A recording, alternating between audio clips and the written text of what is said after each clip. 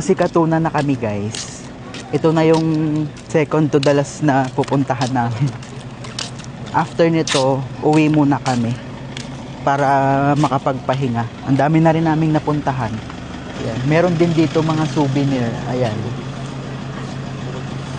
Yan yung mga souvenir dito. Bawat pinupuntahan namin meron talagang souvenir guys.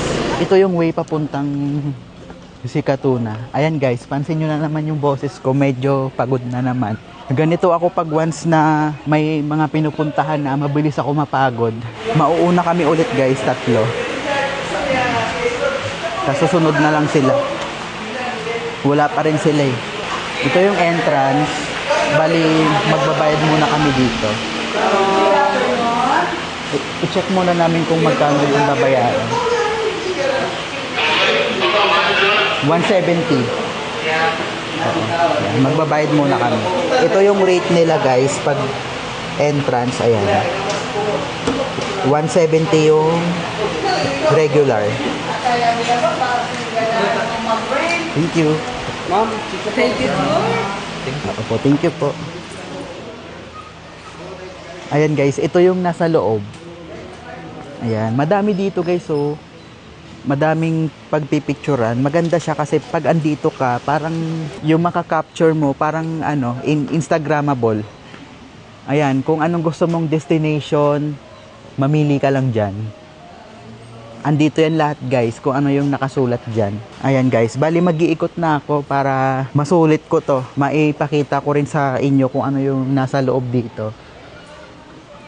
Ayan, medyo mainit lang ng onte, pero kaya naman.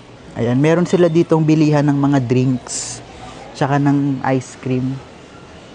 Dito siguro ako magsisimula. Kung ano yung nakalagay kanina doon sa destination, yun yung meron dito. Ayan guys, kahit medyo pagod na pero okay lang. Ayan, hindi ko alam kung anong tawag dyan, pero papakita ko na lang guys. Ayan, papakita ko na lang sa inyo kung anong view niyan. Ito yung Paris. Ito siya. Ayan. Ang ganda no kasi parang kuha talaga yung Paris. Ayan. Ayan guys, mukha talaga siyang Paris. Then, ano pa ba?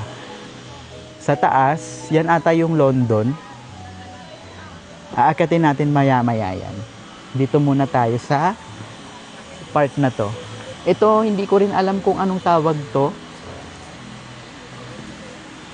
Ayan, pero papakita ko na lang din. Basta yung, ayun guys, yan. Kita nyo ba? Yan yung